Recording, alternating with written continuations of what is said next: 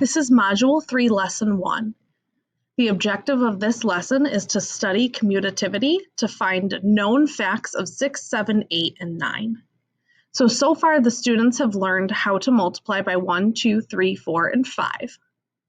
And so now what they're able to do after this lesson is use the commutative property to help solve facts that they don't already know using what they do know.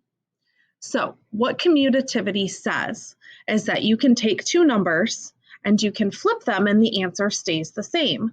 So you can see here I have 9 times 4. I've taken the 9 and the 4 and I've flipped it. So my other equation is 4 times 9.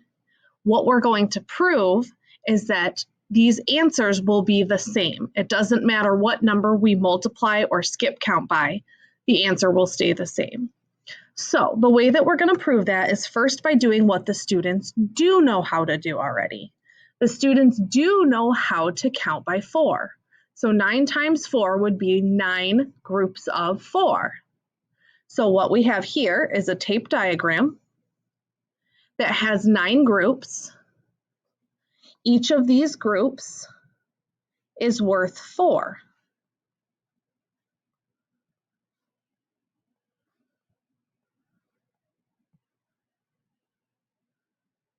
So what I'm going to do is I'm just going to skip count by 4s 9 times.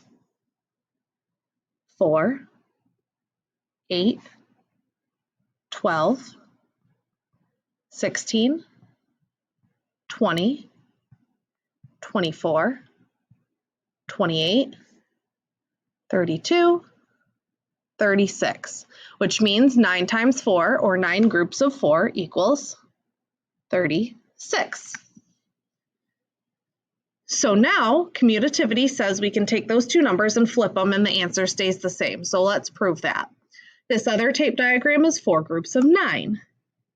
So what that means is each of these pieces is worth 9. And if we count by 9s 4 times, our answer should be the same. 9, 18, 27,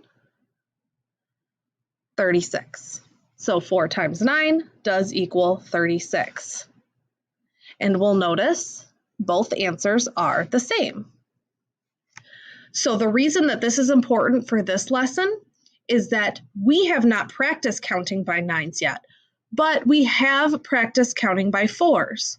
So what the students need to be able to know from this lesson is that they can pick the number they're most comfortable counting by, which in this case would be 4s, and they can choose to count by 4s to find their answer instead of having to count by 9s. Okay, because commutativity said that it doesn't matter which number we count by, we can take the numbers, flip them, the answer is going to stay the same. So we're going to pick what we're most confident in and skip count by that to find our answer.